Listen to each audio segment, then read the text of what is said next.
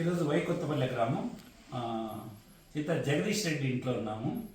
వీళ్ళు మన బొల్లి వ్యాధి అంటారు పల్లెల్లో, దానికి 4 తరాల నుంచి చికిత్స అందిస్తున్నారు.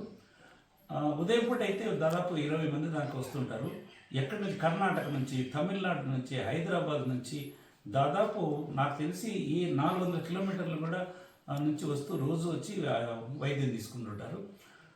నేను అడిగినప్పుడు చాలామంది మాకు ఇది దాదాపు 20 సంవత్సరాల నుంచి 30 సంవత్సరాల లోపల పిల్లల నుంచి బాగా అయిందని బాగా నచ్చుతుంది. ఎంత జనం వస్తారంటే ఒకరోజు శని ఆదివారంలో 30 మంది కూడా వచ్చి తీసిపోతుంటారు. ఎంక్వైరీలు కూడా చాలామంది చేస్తుంటారు.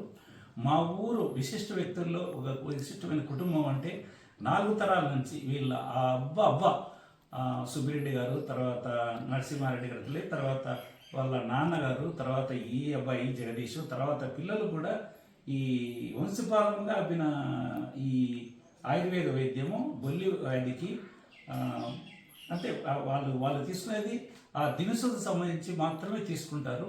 వీళ్ళ వృత్తి వ్యవసాయం పూర్వం నుంచి, దానికై ఖర్చు మాత్రం అందులో ఖర్చు మాత్రం తీసుకుంటారు. తర్వాత మనము మా ఊరికి సంబంధించి నా వైపు నుంచి బొమ్మిరెడ్డి ఫౌండేషన్ ద్వారా ఈ హెల్త్ కేర్ ప్రాజెక్ట్ ఒకటి నేను మొదలుపెట్టి చేసేటప్పుడు అసలు మా ఊరు నుంచి వైద్యం పూర్వం నుంచి ఈ బొల్లి వ్యాధికి కానీ పసిరికలు కూడా చాలామంది మా ఊర్లో వైద్యం చేసేవాళ్ళు.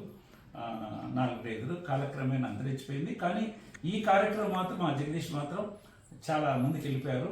ఒక విధంగా చెప్పాలంటే వేలాది మంది అభిమానులను చురుగొన్నారు. అంత సులభం కాదు ఈ కాలంలో.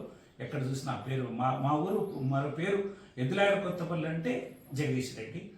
అలా మాకు చాలా హ్యాపీగా ఉంది మేము ముందుకు రావడానికి. ఈ అబ్బాయి మందు మా హెల్త్ కేర్ దగ్గర కూడా దొరుకుతుంది. కావాల్సిన వారు నా నంబర్ సంప్రదించవచ్చు.